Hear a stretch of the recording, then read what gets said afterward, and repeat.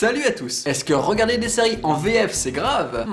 Oui. Alors déjà, avant de commencer, petit rappel. VF égale version française, c'est-à-dire avec un doublage français. VO égale version originale, c'est-à-dire diffusée dans la langue dans laquelle la série a été tournée. Et VOST égale version originale sous-titrée, donc la VO avec des sous-titres. Et pour la petite anecdote, si vous regardez une série française en français, vous regardez donc la série en VO. Comme quoi, c'est pas si mal la VO. Mais bon, regarder des séries en version française, est-ce que c'est vraiment grave? Et bah la réponse est non. C'est pas grave parce que c'est grâce au doublage français que l'on regarde tous des séries actuellement.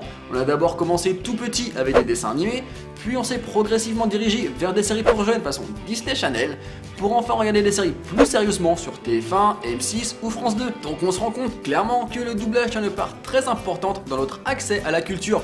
Du coup, faut pas en avoir honte, au contraire, faut le célébrer. Et car en plus, faut bien le rappeler, on a la chance en France de bénéficier d'un doublage de très bonne qualité. Bon, ça évidemment, c'est quand les studios font un vrai travail de fond sur le choix des voix et les traductions des textes. Car on va pas se le cacher, c'est pas toujours le cas, notamment à cause des contraintes de timing imposées par les chaînes qui obligent les studios à aller au plus simple au moment des traductions, ce qui enlève de la saveur au dialogue, et à préférer la facilité au moment de choisir les voix en se tournant encore vers leurs contacts privilégiés. Résultat, il est pas rare d'entendre souvent les mêmes voix entre différentes séries sans aucune nuance de jeu, ce qui est à la fois frustrant et complètement déstabilisant. Toutefois, pour un doublage complètement raté et ridicule, comme celui de The Big Bang Theory, attention, vous n'êtes pas prêts pour ce qui va suivre.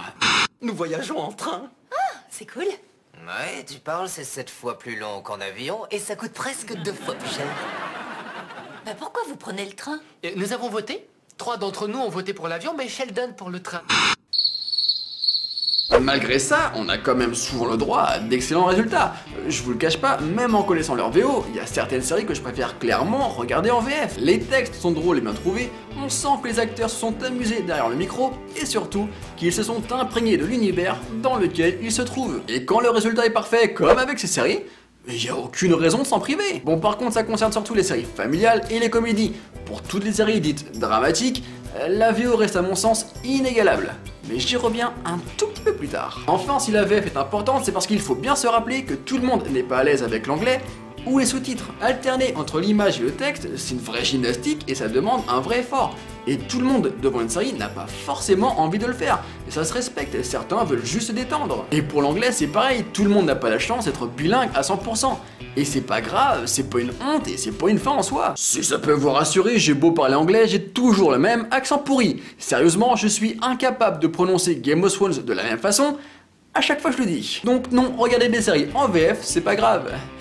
Mais par contre c'est dommage. Car vous aurez beau avoir les mêmes images, ce que vous regarderez, ça ne sera que la seconde version de la série originale. Le problème du doublage c'est qu'il a ses propres limites. Par exemple, il est pas rare de supprimer certaines références trop ancrées dans la culture locale qu'on n'est pas censé comprendre. Pareil pour certains jeux de mots qui sont impossibles à traduire dans notre propre langue. Et puis surtout, il faut que le texte colle parfaitement au mouvement des lèvres des acteurs.